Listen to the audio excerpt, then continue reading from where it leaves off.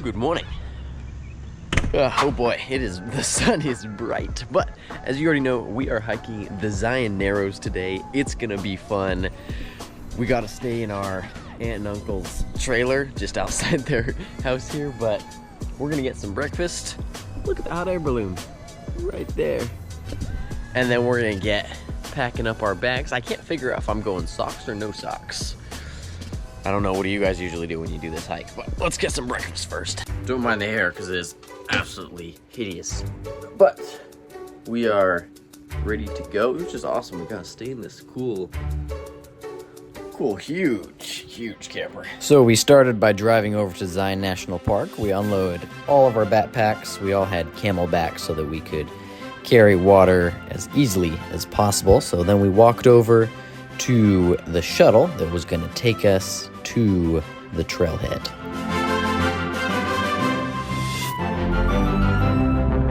So we hopped on this first bus, which was actually one of two. Once we got to the entrance of Zion National Park, we paid, we got in, and then had to wait in this long line for the tram that was going to take us to the actual trailhead of the Zion Narrows.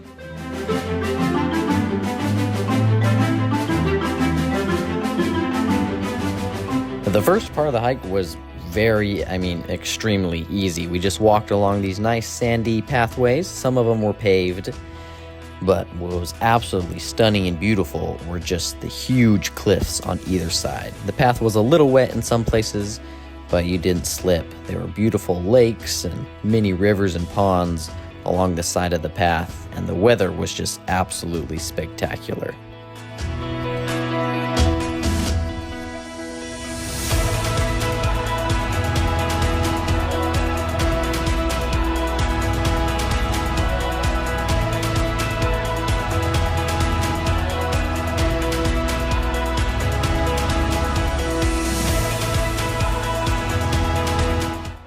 All right, now the hike really began once we entered the water. You were basically walking in a river.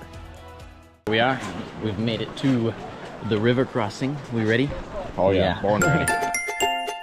Now, throughout most of the hike, it was probably only about ankle deep, sometimes mid-shin, but it did get super deep in a couple places that you're gonna see a little bit later on in the video. But as for now, the current wasn't terribly strong. My younger sister Rachel was easily able to do pretty much the entire hike. At this point, you just had to suck it up and just get your shoes wet. None of us had water shoes, we just had tennis shoes. But after a while, once your feet were wet and soggy, you kind of just got used to it. The trail mainly consists of walking in the river with a couple places that you can get up on the bank. Mostly you're just stumbling over rocks. A hiking stick became a huge necessity, and I highly recommend if you're considering doing this hike. I thought it was chilly, but now I've kind of gotten used to it. It feels good.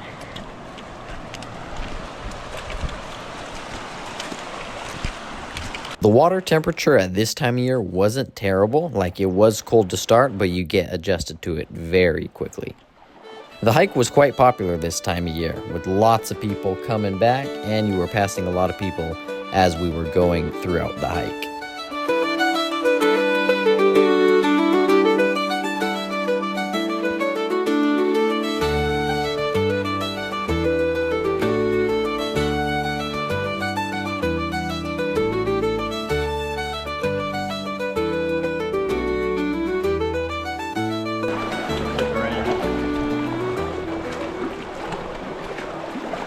Them arms looking big, my guy. Oh, that's a rock. Oh my.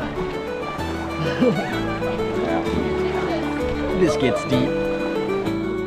Now this next part is where it got interesting because it basically became chest deep, almost up to my shoulders. This was the only deep, like super deep part that we had to go through, but we had to put our packs over our heads and wade through the water to get to the other side.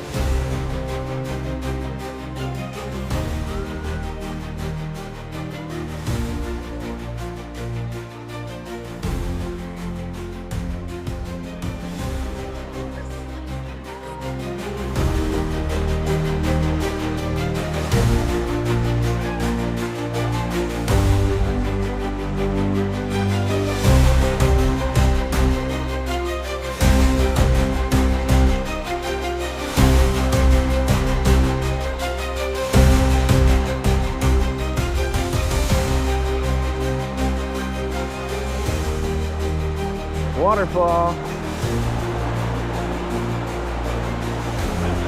That's cool. We are going towards the sunlight.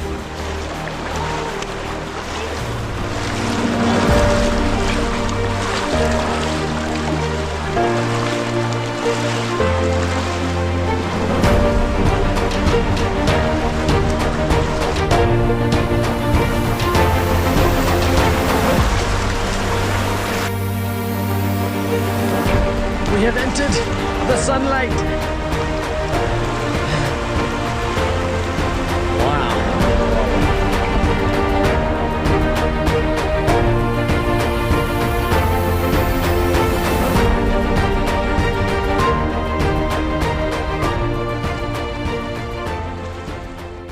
My shoe somehow came untied. The water must have been working on it. After we were about 2 miles in, we were able to get some sunlight, which was nice, but for the most part, the hike is pretty much in the shade due to the high cliff walls. The current right here was a little bit powerful, but we were able to easily still walk through.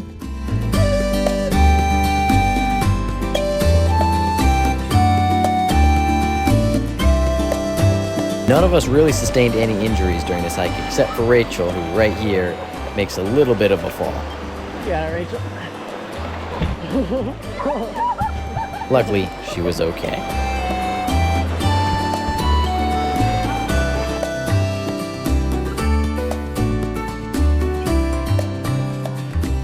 All right, we made it to our turnaround point. How far did we get in? Like 3 miles? So we got 3.1 in, and we got 3.1 to go back. More than that. That's just the water stuff. Oh yeah, so even further. Total, it's gonna be like 8-9 miles. Oh yeah.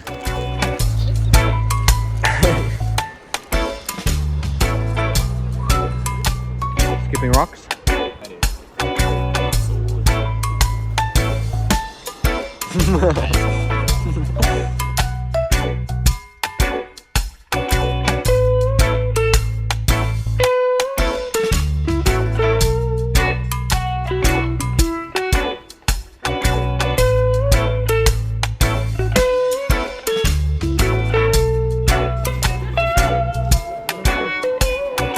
Not ready to go.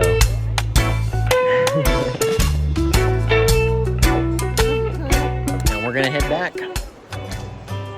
After we took a short little break at the turnaround spot, we hiked back. We were in about 3 miles, so it was about that same distance on the way back.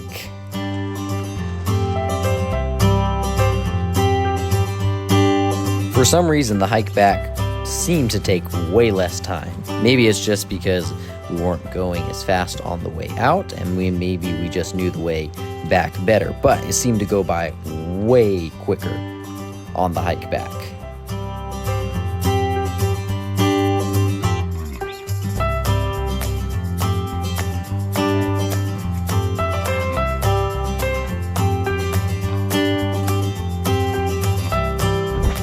If you're someone who's considering hiking Design Narrows, the best times I would say to do it would be the spring and fall. Just make sure, especially after heavy rainfall, that you're cautious for flash floods because they could come out of nowhere, especially in some of the narrow parts of this canyon. Now they call it the Narrows, but it really isn't that narrow. Probably in the narrowest spot, it's about 10 feet across.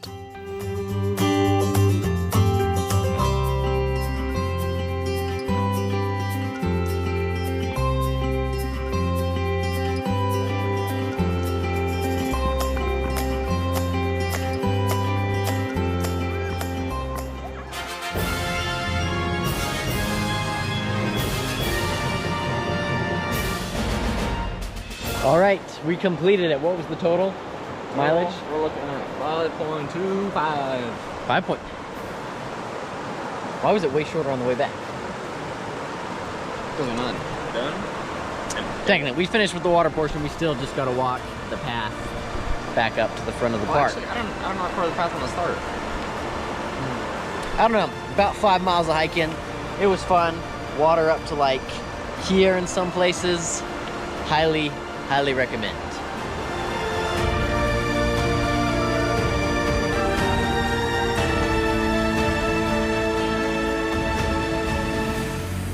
After we completed the hike, we walked back over to where our car was.